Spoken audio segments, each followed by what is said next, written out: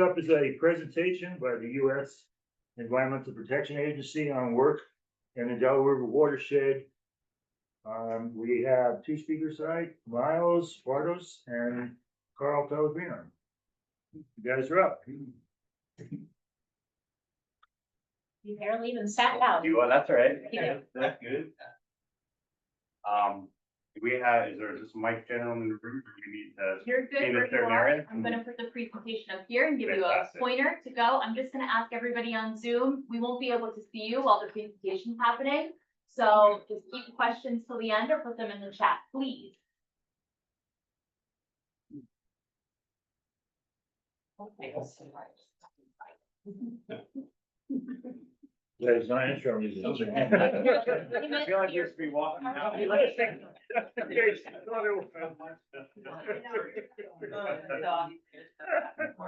it at any time. So we'll start off. You see our two names up here, Carl Pellegrino and Miles Bartos. Just to distinguish the two of us, I'm Carl. This is Miles. I'm from EPA Region 2, which covered New York, New Jersey, and the Caribbean. And Miles is from EPA Region 3. Pennsylvania, Delaware, Maryland, DC, Virginia, West Virginia. Wow. So we cover a large area. Yeah. All inland now, which we'll talk a little bit through the presentation. Thank you, by the way, thank you first for the invite and the opportunity to speak to y'all tonight. Hopefully it'll be helpful and good. Yeah, and we happen to be up here this week. We happen to be up here this week doing some spill response planning work, which kind of made it very convenient for us to be here in person. We'll talk about what this work was. But just talking about the types of work that we do in EPA, or at least EPA emergency response, and we do any oil and hazmat response, environmental emergencies, from small spills to large spills. Largely, on the hazmat side, we do the the more acute Superfund sites, which could be, not large sites you're familiar with, but abandoned drums, facility fires, chemical spills. And this just kind of, largely, the infrastructure. The main driver for our work here is the rail line. So pipeline spills, train derailments, any kind of fixed facility or transportation related oil and hazmat spill is kind of the focus of EPA's emergency response roles. No, you got it. Yeah.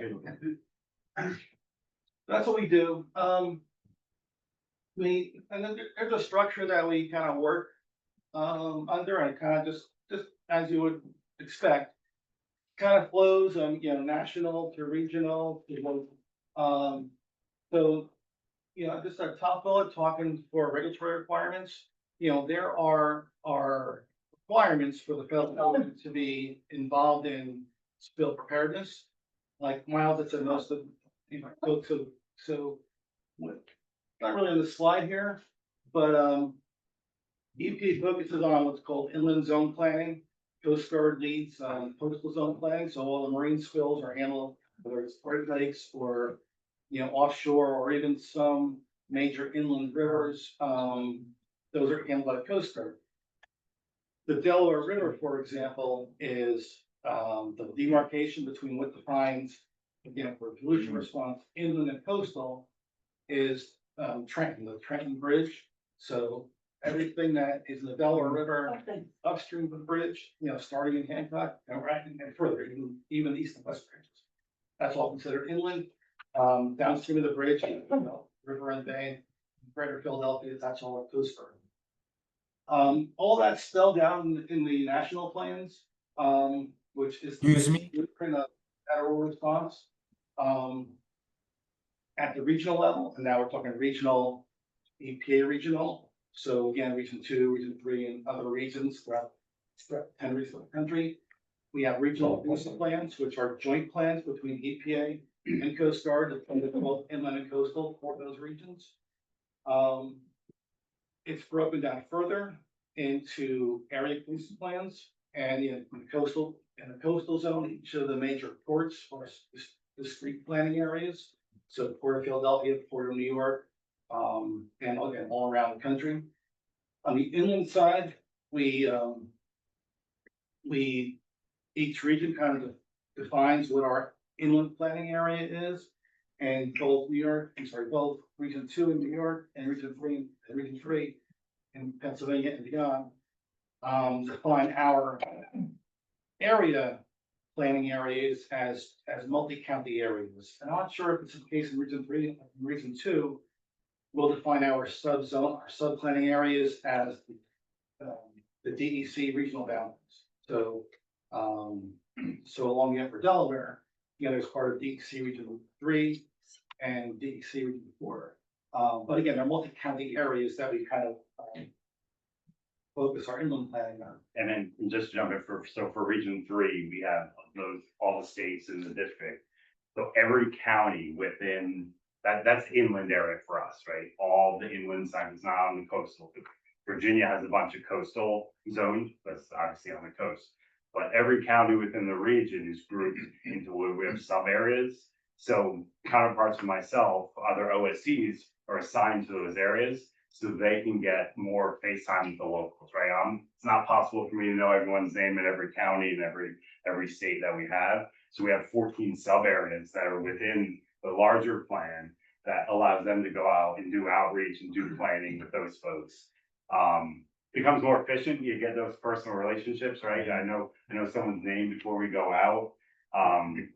That sub area OSC has institutional knowledge and local knowledge of the area. We leverage like our peer, we have special guest Keith over there that he knows a lot of local stuff here, right? So I don't have to know it. This is my sub area, even though I'm responsible for the whole area. I have a sub area also that I can build those relationships on. And one thing I want to make sure it's clear on here when we talk about contingency planning, it really is related to oil and hazardous substance.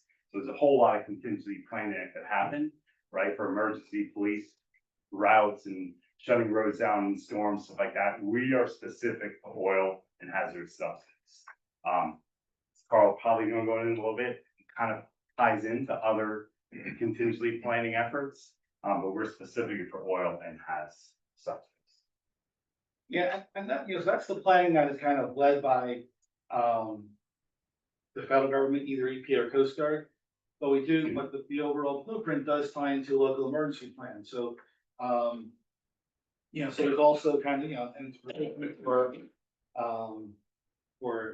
LEPCs, local emergency planning commissions to be formed throughout, all the states. In New York State, the LEPCs are organized by counties, and each county emergency manager is typically the, not necessarily the LEPC chair, but there's a lot of, overlap in emergency plans and how it's connected to our federal. Real show of hands, has anyone heard of an LEPC? Local emergency planning? Have you been involved with one? Yeah, do you mind saying how? What your capacity? Well, I worked with the National Park Service and I was a fire chief in Pennsylvania. Okay. Yeah. So you've kind of seen those meetings. Some of them are really, really active. Some of them aren't as active.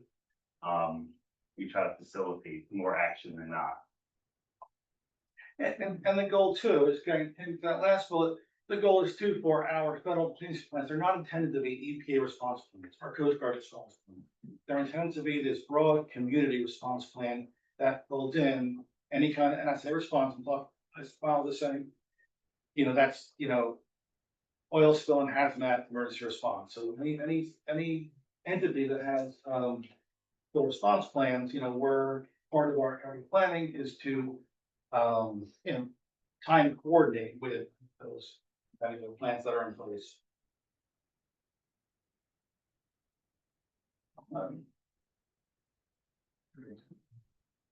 So that, that's kind of, just the planning architecture, so to say. But, and this is all kind of why, why we do it. So, agency missions are gonna be different, have different focus, and especially authorities and limitations. For EPA, for example, our response authorities are limited to and I say removal, but I mean, it's cleanup of oil and hazardous substances from the environment. That's what our authorities are under the Superfund law and the Clean Water Act. But we're responding hand in hand with other agencies, other organizations that have similar or related authorities. There's, so states also have environmental response authorities. Counties and local have, public safety responsibilities. And we're all, at a response, we're all work together, bringing our various authorities with us. And it's not, there's some intersectional responsibilities. And that's kind of the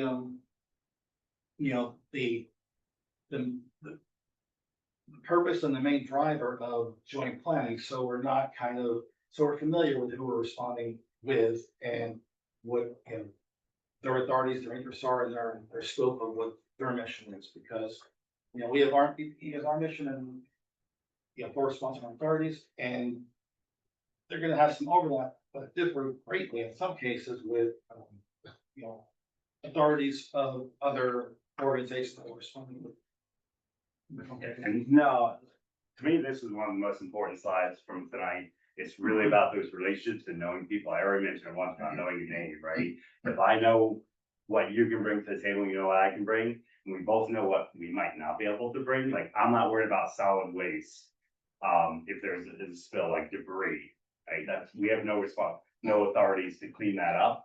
But maybe someone in local government does have jurisdiction on that. So that's how we'll dovetail together. Same thing with evacuations and getting people from homes. We don't have law enforcement authorities, but we often work with law enforcement if there is an issue, right? If there's a house with contamination, like mercury contamination, we're gonna do the environmental part, but they may do the site control, or the local fire marshal may. So even though those authorities are different, understanding what they are actually will help bring everyone together and have a successful response, whether it be an emergency or just a normal time critical cleanup, where we're trying to get something cleaned up in a quick time frame. We work with everyone at every level and really try to keep it at a local level, because that's where everything really starts.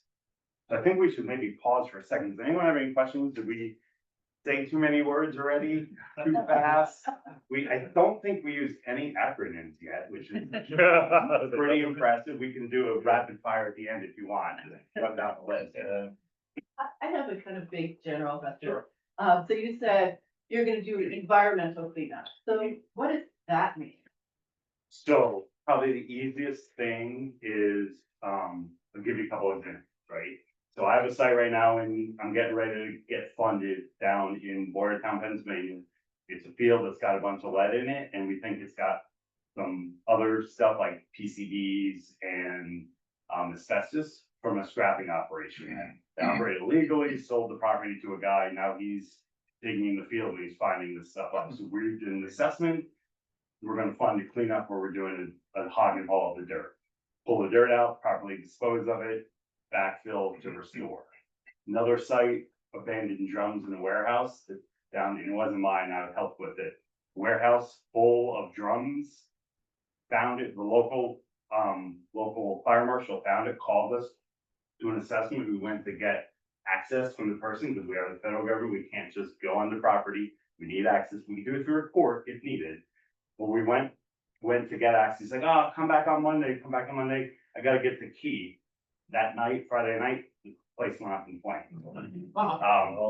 Coincidence? Sure. But we end up there, we got access, did a cleanup, itemized all the drums, properly containerized them, properly shipped them off for disposal. A third site I have going on is contaminated water, contaminated wells, where we're gonna go and put, filters on the wells to protect people. So that's the environmental side. Carl, I don't know if those are three kind of gravy train type cleanups that we do: dirt, drums, and water. Yeah, no, Anything else? That's the kind of cleanup. Solid waste, brick, debris, roofing shingles, nothing to do with it. And more of a code violation. and one important thing I want to add also is, this cleanup that we're talking, these cleanups that we're talking about, they're not like, a public service that's called EPA. What Superfund and Clean Water gives to authorities, our first responsibility is to require the responsible party to do this cleanup. So, the sites, and again, those three types of sites are largely what EPA does in our Superfund emergency cleanup program. Those are all at the end of exhaustion of trying to find a responsible party or property owner who's liable to do the cleanup. In the case of, and those are, again, those are still considered shorter term emergency actions, those to, longer remedial projects. But these, this planning is more geared towards the even more acute type of leases, like the train derailment, like the tanker trucks that roll over in the highway or on a bridge or wherever. And in those cases, the responsible party is kind of hard to hide because it's very obvious. It's their pipeline, it's their train. Their name on the side of the train. Yeah, so on our cleanup program, basically it's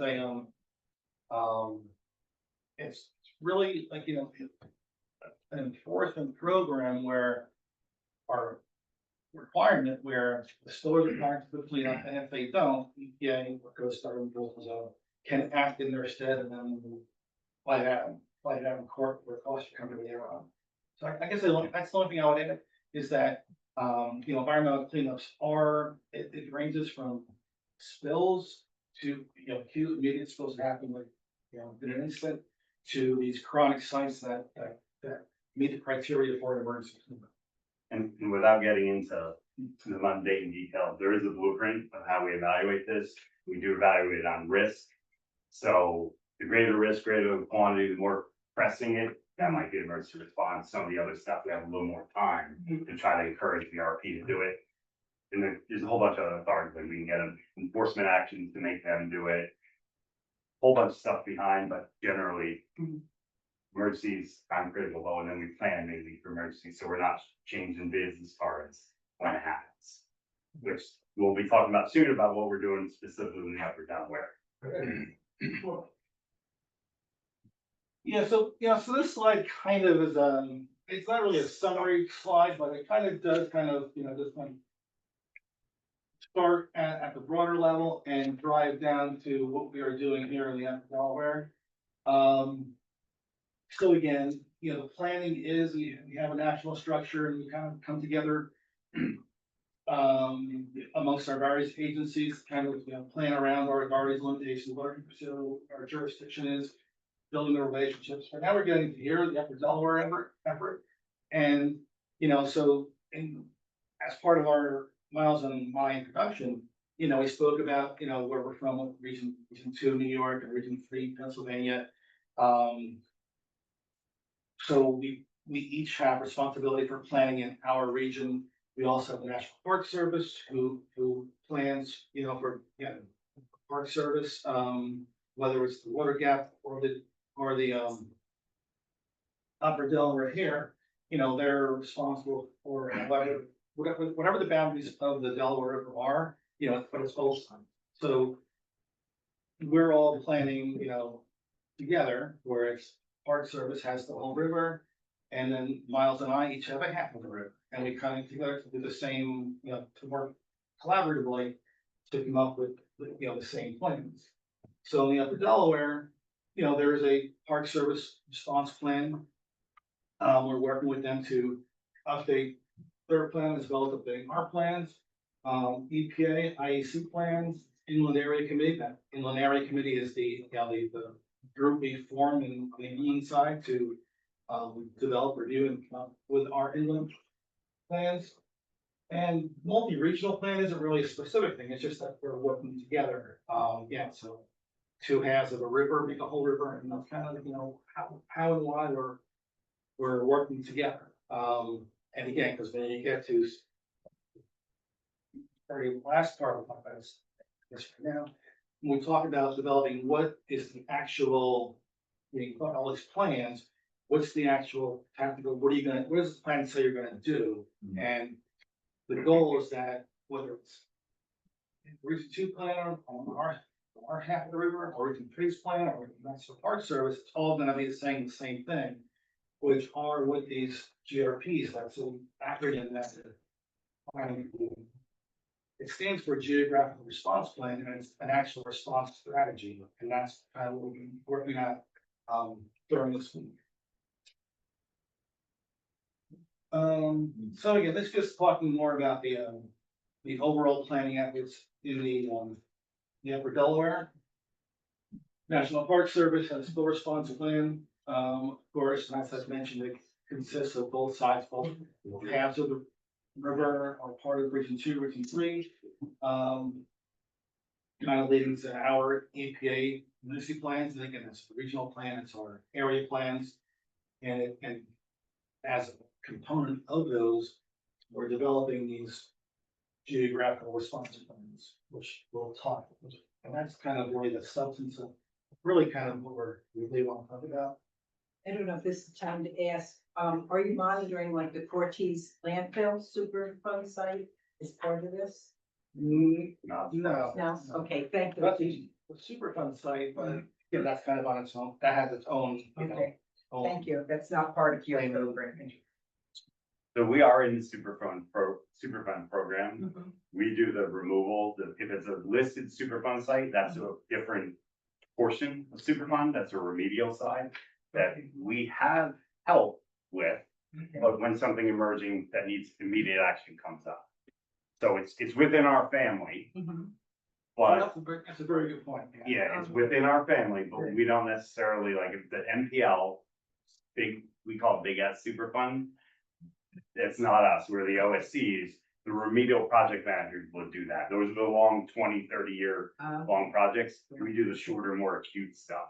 Okay, That so could take a couple, you're in first and then it goes from there. typically, but not all the time. Sometimes there's, again, this is gonna go down, this is going in the weeds. So everything's about exposure and risk, right? Thank you. So if it's a high concentration, acute exposure, that's usually when we come in. Right. Lower exposure, longer time, Gotcha, they're gonna come in. okay, Oversimplifying it, but that's kind of how it okay, works. thank you.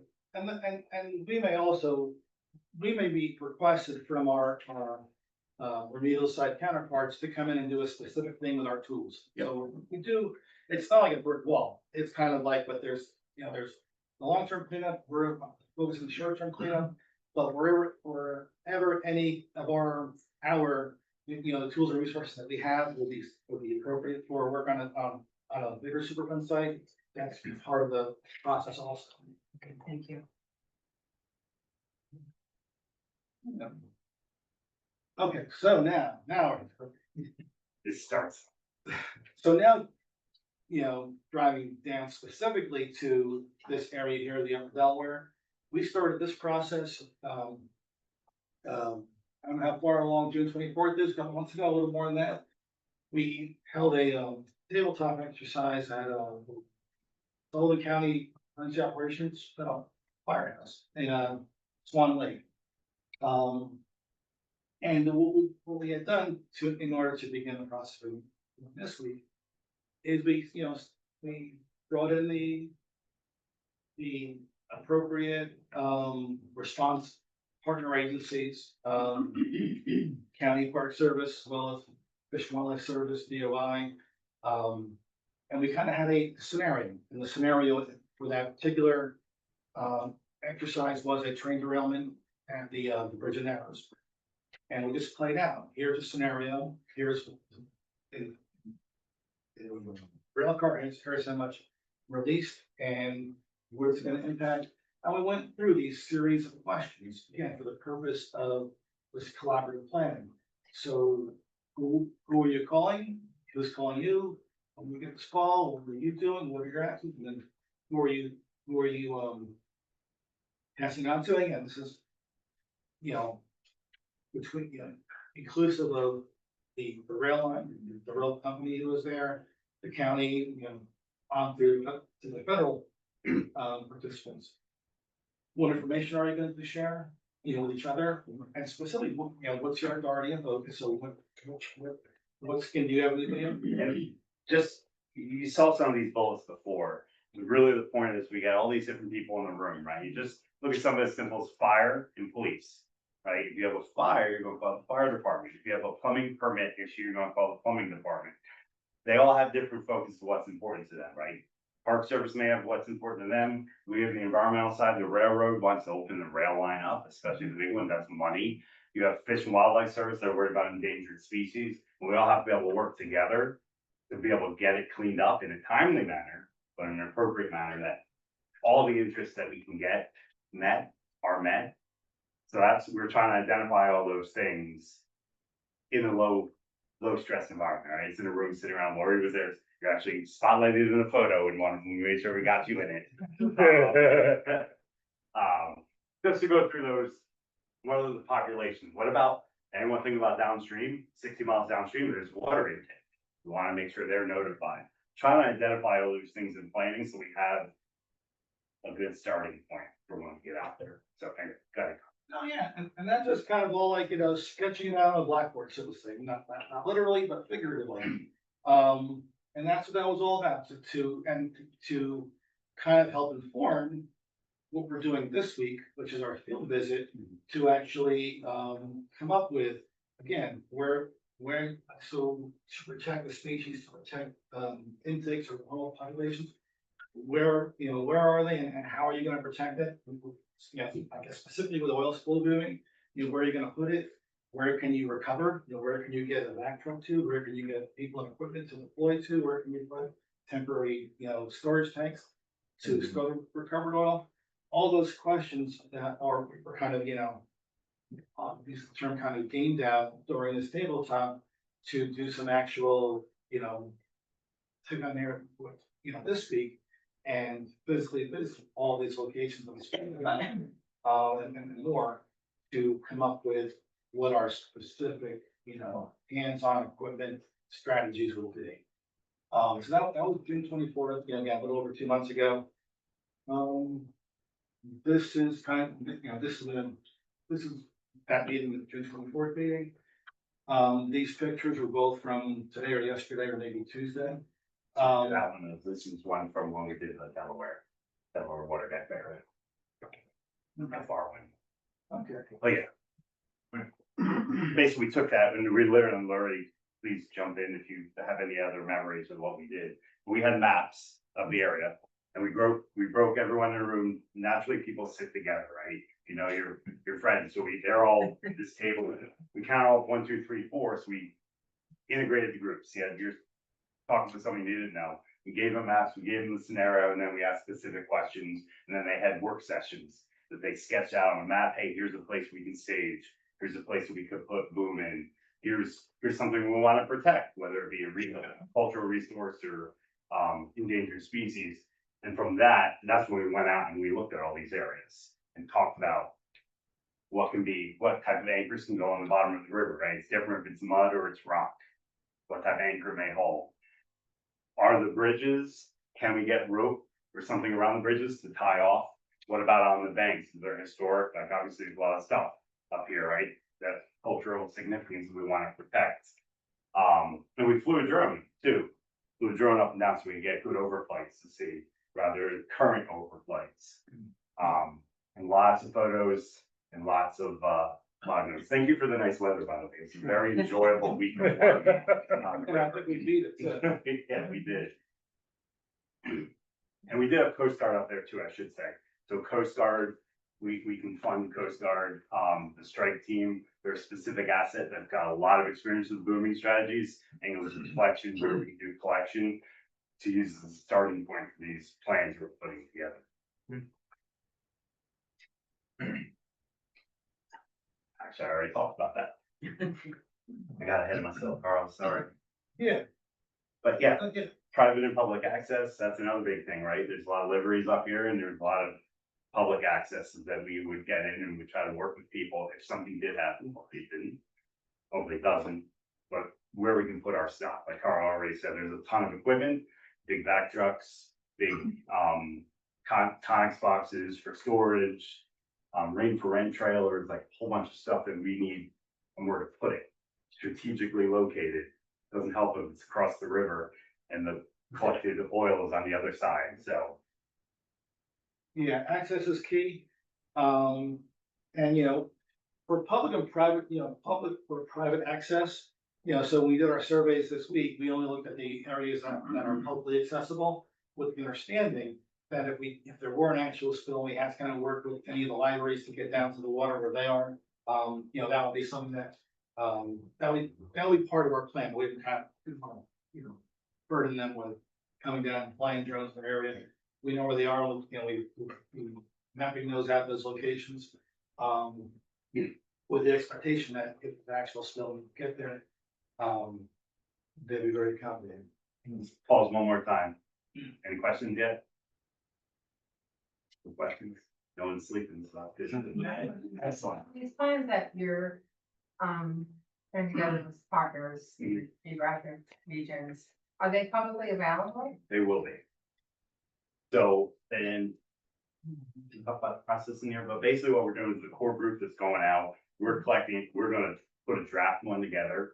Then we'll start adding people to the eyes of review. Again, we don't want to put a boom in and do damage to something that we're trying to protect, right? So we're gonna start, then we're gonna put it out for a larger group review, Fish and Wildlife with Park Service, SHPOs, State Historic Preservation Officers, and then ultimately for us, it will be available. We have a viewer, it's a GIS online.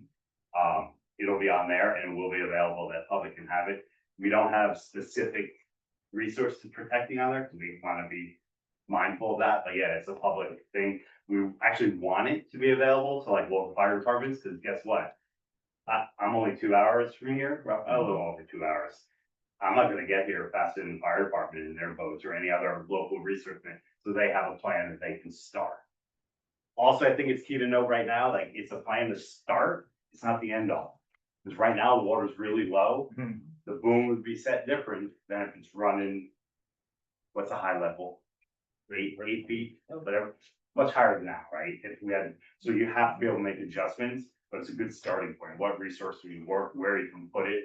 So it's a living document plan, not an end all. Sometimes that's a tough sell for people because it's like, oh, you have a plan, it's exactly what you do, March 1, 2, 3, 4, it's a starting point that you may have to adjust, and you should adjust, right? And how often are they reevaluating? So we don't have an exact plan. Usually every couple of years, we kind of relook at stuff, and really at the local level, it can be looked at. We'll talk about it, but in the end, we're gonna test them. We're gonna do an exercise where we put people and boats in the water with boom and see if it works. So, Yeah, and part of these plans also is like, yeah, so obviously, fire departments be a first responder. One of the other earlier responders would be the, cleanup contractor that's hired by, likely the rail company or whoever had the spill. And, the whole goal of having these plans is when those resources, wherever, whether they're contractor, private resources, whether they're county, emergency services resources, wherever they are, when they first start arriving, it's already kind of having a plan in place. Maybe it's a little adjustment at the time based on the real-time conditions, but it's to avoid any kind of, not fumbling around, but, figuring like where should it go first, or just having a plan to be the starting. That's the whole goal of these plans. I have a couple of quick questions. I mean, seeing that the rail lines are one of your main focuses or main focus. for up here it is. Up here it is. Yeah, so, well, go ahead with your question. I can give you some background. Well, I've just been reading in the news, the local news is about, LNG being transported and whether the legalities that is, and people are talking about is that should be banned or not. Is that something that you guys monitor or keep a look on? Is because it's more hazardous maybe than other things? So some of the things right now, the rail is the easiest thing for this, especially for the scenario, right? When we use the tabletop, we have to have an incident that happened. In general, I'd say, I'll speak just for region 3, not for 2. In general, for all the sub areas that I talked about, those 14, there's 14 sub area OSCs. And basically the marching, I'm not a manager, but this, I said, look for low hanging fruit. So look for specifically along rivers, look for railroad crossings or where it goes along the river. Look for areas of high industry where you have chemical facilities or storage for oil, large oil tanks. Look for road crossings where there's major roadways. Like in Virginia, Route 81 can carry hazmat, but we're 95 can't. But look for the road crossing at 81, because that's where all the hazmat's going. If you have an incident, that's gonna where it's gonna go into the water. In this case, we focus on the railroad because it's the easiest one. We have railroad crossing, makes it really easy to say that was that's where the incident was. But it's not only that, any of those road crossings where they're transporting anything could be a source. Typically, it's gonna be less of a source, right? Because you're limited to maybe one, if it's one tanker, whether it's oil or 4,000 gallons or not, you're not looking at multiple cars. But all hazard, all points of entry. And then, of course, what's downstream too. We're gonna focus on that. We know there's water intakes, we know there's resources, we know there's things we wanna protect. And there's a really high likelihood of source. Those are the areas that we're gonna focus on first. A lot of rivers in each region, right? You can't do all of them at once. It's a continuous process. And last question, Sure. budget cuts. Are you guys making adjustments for the inevitable? So we haven't really seen, I mean, yes, it's budget cuts, obviously. This is part of something we're required to do. The only thing I'd say is that could happen and happens all the time is budgets go up and down. Priorities to change, so we might not be able to do as many of these in a year, but we're already prioritizing those high possible areas, the crossings, pipeline crossings are another one, like focusing there, so we actually, for us in Region 3 at least, money hasn't become the issue, it's just the scope, right? You're constantly trying to do more. Yeah, and I guess I would add, this is more kind of my own personal opinion, kind of in general. The funding for the program for emergency response, it does seem to be one of the more favored things that EPA does by the administration. So, I mean, I'm not expecting to have major budget cuts in our planning and responsibilities. I mean, again, the file set, budgets go up and down in general, year to year. But I'd be very surprised if there were, significant cuts where we couldn't do it, or, statutory. Good to hear. Yeah. So, so this slide really, this is with the kind of what the information that would be on a GRP. This is the one that was done for, Delaware, further downstream, I think it's. Okay, yeah, so this is the Delaware water gap area. So it's just an example, but what it's showing is where we would do this red is, that's protection building. This is an area that needs to be, you can boom out there to protect the oil from hitting the shoreline. This here, purple, is collection booming, so I'm sorry, the idea is to channel oil into this area, so here's the large staging area, we know the grand equipment in there.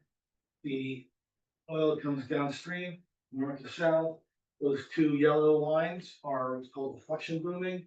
And the goal is that it's going to, because you also don't want to put a boom across the river when it comes line, well, it wouldn't hold because the current will just drive the oil over the top of the boom. The deflection boom is designed to, and then kick it over one, kick it over twice, then kick it into this area here where we would collect. Again, that's just an example of, what the end product of these GRPs would look like. To include the booming configuration, there'd be information on there about the length of boom, that, the manpower would be to deploy it. Equipment, where to tie it off. We would include these maps on, where to get there in aerial imagery. So this would be both this kind of information, both available like online viewer, but also in a PDF format, and the PDF format that you can also have, physically. And again, the purposes of like, when that equipment first starts rolling in, and very early in the response, is here's this GRP and whether it needs to be modified or not. This is kind of at least the starting configuration for any modifications that might need to be made, at the time. And there's more information than just these are like more of the photographic side. There's also text in there, so even the simple things, is there cell phone coverage there, Yeah. right? If you don't have cell phone coverage, you got a problem. Big one. So it'll be a very quick and dirty, yep, we got good cell phone, if there's nothing there, then you might need to bring in satellite comms or radio comms to do it. Other things, again, considerations, they're not mapping like, hey, that's where your spotted endangered turtle is, but hey, this shoreline, in this area, we have the spotted turtle, so you wanna be careful. And that may not be for the local responder as much a concern, but for us, definitely a concern. We wanna do consultations with the trustees to say, hey, we have this, you've gotta do this work.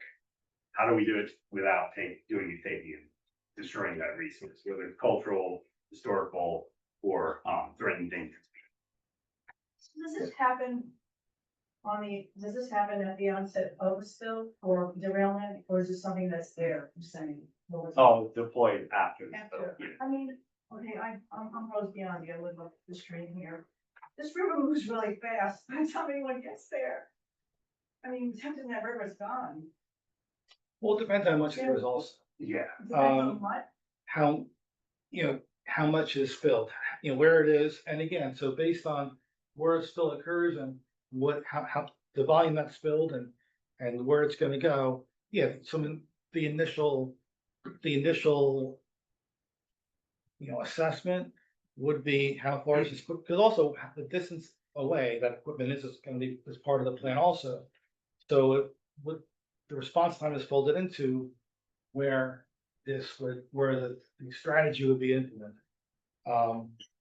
And I'm not sure where the rail line has equipment mobilizing from. They have sources on both the New York side and the Pennsylvania side. But folding in response time is also built into our plans. and the other thing I would say is, I mean, you're right, that there's stuff's gonna go in the river, right? Very often, if you have a rail car go in, it's not a catastrophic failure that breaks in half, right? You're gonna have a leak. Yeah. And it's gonna slowly leak out. Because there's 70 miles or so, we're gonna have these all along at strategic locations. So it is gonna roll down. Depending upon what the volume is, you may or may not schmeg a lot up in the beginning, but you wanna be able to get far enough downriver that you can collect. So Okay. nothing is perfect, obviously. We plan to get the best we can. But I don't think anyone's gonna want to have orange boom live in the river forever. So you do what's best and you give the best tools you can to local responders, because they're gonna get there fastest. And again, we have it strategically down the river, and we know even there's notification systems, I'm sure you guys, I know Lori's aware of, to notify the water intakes that are far down the river. thank you. Yep.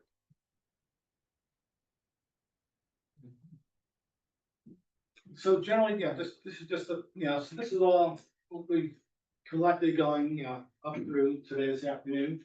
So the path forward, the immediate path forward is really taking all our information that we've gathered, developing it into these draft GRPs, again, taking all the booming configuration design that we've come up with, all the overflights, all the mapping is put it together in GRP documents, your kind of draft, and share those broadly with the response community for any kind, review, comments, edits, whatever is needed.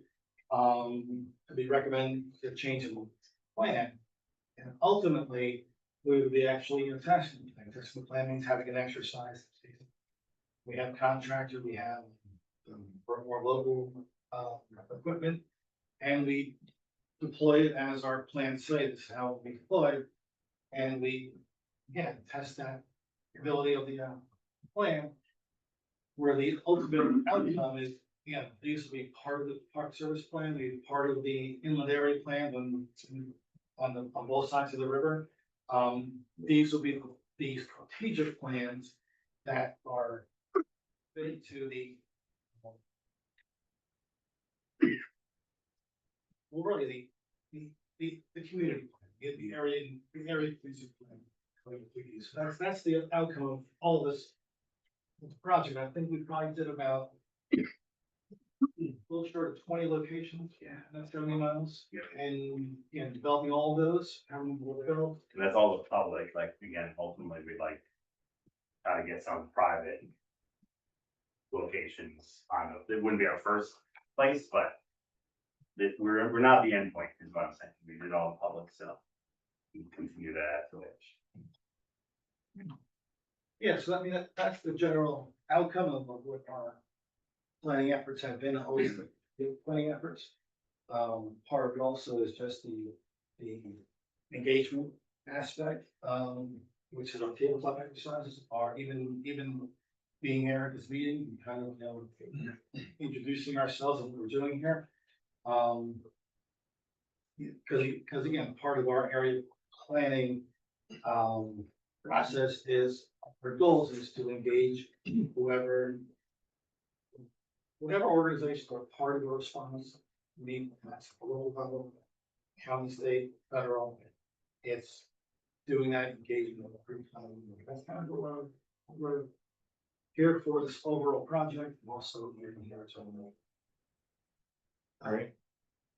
So, speculative, but let's say for argument's sake, there was another spill near Shahola. We're not promising anything, but theoretically, how long might it take your agency? I'm not talking, I know the local people get there pretty quick. But how long would it take your agency actually to pull resources together and get involved? Well, I'm gonna answer it in 2 different ways. First of all, I'll just give you an answer. Like, so how far will we for EPA to get here? And whether it's EPA 2, EPA 3, we're both mobilizing from 2 or 3 hours away. By the time you leave and get there, we're probably talking about 4 or 5 hours for EPA to be here. That's like kind of the more direct answer to your question. But I think an even more directer way to answer the question is that when we develop these plans, that, the purpose of that is just because, we're not gonna be here to be, directing what needs to go where at the time. We're trying to do that now in this whole community forum where the first responders are gonna be the fire department, for example, or county hazard. The contractor coming in by the spiller, who's gonna be on call. They're gonna be a lot more local. And by having these GRPs, it's basically having this, public sector endorsed strategy plan that they can implement in the time it takes for all the larger resources to roll in. So we're not there physically for 5 hours or so, but our imprint is there by having these plans developed with and the responsibility. And I think part of the contingency planning also, like the longest distance I had to drive for an emergency response was 11 hours. Wow. So I'm not a first responder, right? That's going way down to Southern Virginia, down in Bristol. I'm not a first responder, but if we've done our job, we do planning, we do preparedness, we do training. Like we do also go out and train fire departments and do hazmat classes. And we invite them to the response of the exercises so they can get that experience for that first window. And we're not first responders. We're kind of the safety net in a way. We bring the cavalry. We bring the cavalry, the reinforcements, right? And we can be worked there. We do have advantages without going into the really granular details, but the call comes in the National Response Center. Coast Guard takes it, a spill or like a train derailment, they have to call in. And they call this number 2029, 8805, the last 4, but they call in. One of us, an OSC in each region, will get at the other end of that, they'll get that notification. And then we can make the determination, we have to set an OSC out. And if we have to send our contractor assets out, could be for stuff in the water, it could be for like chemical fires where we're doing air monitoring and get stuff set out. That can be happening literally within minutes. We've had people out there like, you just know we're sending someone, right? Is it, I hate saying the name, but does everyone remember East Palestine? Yeah, Right? sure. So I was on phone duty when that happened at night. I didn't even get a call from the NRC that night. I got a call from one of our OSCs who's mutual aid on the hazmat team. Said, hey, this is happening. You gotta look at it. I'm like, holy crap, okay, that's went on the news, I Googled it. I called their duty officer, my equivalent in Region 5 in Ohio, over in Ohio, and let them know while I was on the phone with her, the NRC was calling with the response, and people were, I deployed our OSC with the hazmat team, like, all right, take your hazmat thing off, put your EPA OSC hat on, and it happened very quickly. We didn't necessarily have resources, right? But we had a presence, we had communication. And he specifically, because that was his sub area on the Pennsylvania side, he knew all the players already. So it made it a lot smoother, even without, red trucks and excavators. We were a step up. I'm just adding, one thing we could also do is we can also mobilize our contractors based on call. We have something that's really big, we really know it. One of the EPA's contract is based out of Binghamton, which is closer, I mean, it's still kind of far, but closer than us. And we can get them on the road pretty quickly while we're coming up also. So, we also have access to really, resources that we can mobilize, not necessarily sequential, it can be parallel to our own response. So what's your anticipated time frame to finalize the draft GRPs and then have this on-site exercise? I know in the article we did for the summer newsletter, it was that you thought over the fall and winter you'd be working on those plans, and then sometime in early 2026 you'd have. I would say that's still a hope with very big caveat. Real emergency responses will always take precedence over this. But that would be our goal to get out for next probably late spring. To be able to go on water and do an actual exercise. Internally, I'm not gonna say it. Well, I will anyway. Like, my goal is to have one, two, or three of the draft GRPs draped with draft over them to our group, just that was in the field this week, just to look at and say, okay, yeah, this looks good. We don't think we missed anything. Would be very rough copy, just a handful of them to make sure while it's fresh in our mind, we can look at them, but then to develop them, it will be, through the winter. And we already have the basis for the scenario for the exercise. So it's just plugging in like which GRP, what locations are we gonna practice? If we got 20 of them, we're not gonna practice 20. We wanna practice a handful, 2 or 3 of them, hopefully close to make it a bite-sized chunk, right? And lastly, I wondered if Chief Ranger Keith Winslow could speak to the origin of all this and how it came about in the first place, the impetus for it all. You actually probably know that better than I do. I do, but I'm saying. When I first started here, I was the acting chief ranger, and Chris Heischer was the superintendent. There was the train derailment. And it seemed like there was something in place, but it was an old plan. It was more like a telephone call. Everybody was calling everybody else. There wasn't really a plan for response. So that then led into me looking into different avenues. Being the Park Service being small, we got into the EPA really quickly. So getting attached to these guys, and then having the other resources that now have the capability. So by me getting to the EPA, that gets us to the Coast Guard, it gets us to the Coast Guard plans. What plans are best? Then we end up with the GRPs. You guys ask really good questions because it's gonna move or where it's gonna be. But with all this stuff being in place, no matter where it goes in, there's always a contingency plan that's gonna be farther downriver. And then we've done this, so we have the upper Delaware, the middle Delaware, which is gonna be the Delaware Water Gap, and then the lower Delaware. So everybody from the inception of this happening, the goal was basically the railroad, because that's what the original call was from the train derailment deposit, right? So where did that make it into our water system? Where's it gonna be? When Chris initially took the call, when people are asking her what's going on, since she was responsible for the river, when you don't know those questions, you feel like you're handcuffed and you can't answer. So if Rick's calling me because we're trying to get people off the water and I can't even tell him like what's in the water, what we're doing, it doesn't make any sense. And I have to answer to my superintendent. And if my superintendent calls and says, what's going on? I want to be able to say, I got you and we're working on it. So the boots on the ground exercise. So we've already done it at the Delaware Water Gap, and that's getting everybody involved. So very small to start with. And then as these plans goes out, we don't let everybody know what the plan is. So then at the Delaware Water Gap, we did the boots on the ground. We brought in everybody to Milford Beach. The scenario was based on the same kind of concept. And then it was like, it just happened, and then you start plugging everybody in, how they're responding, what they're doing. So the Coast Guard, of course, are gonna be long way, but they're there, so they're ready to deploy. The locals were there, they had a contractor that was there, and then they are actually taking the strategies that we put in place onto the river. So is the strategy working? Is the anchor system working? What do we need to move, or what do we need to adjust? And then we learned a lot of stuff from the Delaware water gap. It was easier kind of to do some of that stuff down there, more water, right? Up here, a lot more private property, a lot of stuff wanted to be, you know, respectful for all of that stuff. We spent a lot of time this week just making sure that we have a lot of the public accesses. We can use those. We know we can get trucks in there with some of the aerial stuff. So when this plan is over, based on the original terrain derailment, right? So if something happened right now, God forbid, I know that I can call Miles and I can call Carl, and I know that we're in good hands.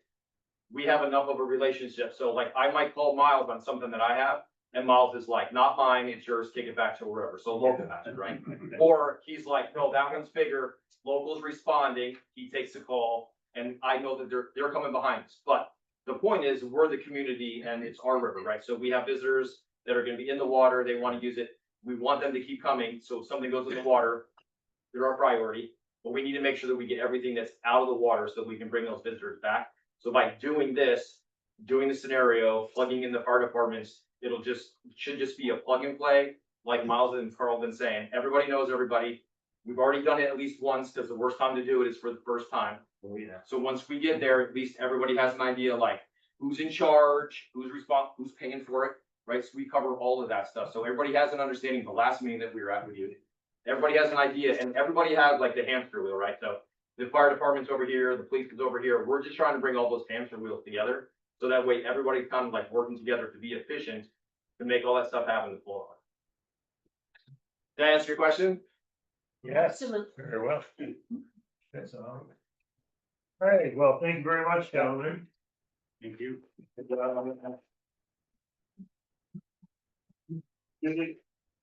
With our guest presenters, we are, as token of our appreciation, we're giving you a Delaware County. Thank you, Miles. Thank you, Carl.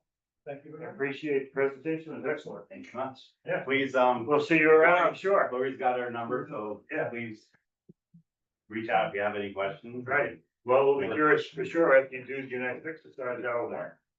Yeah. Yeah, and that'll be, you know, feedback. Hopefully well, but not perfect, so we can learn something. Yeah, That's yeah, what let it's all about. profession be anything good, right? Yes, exactly. All right, thank you. Thank you much.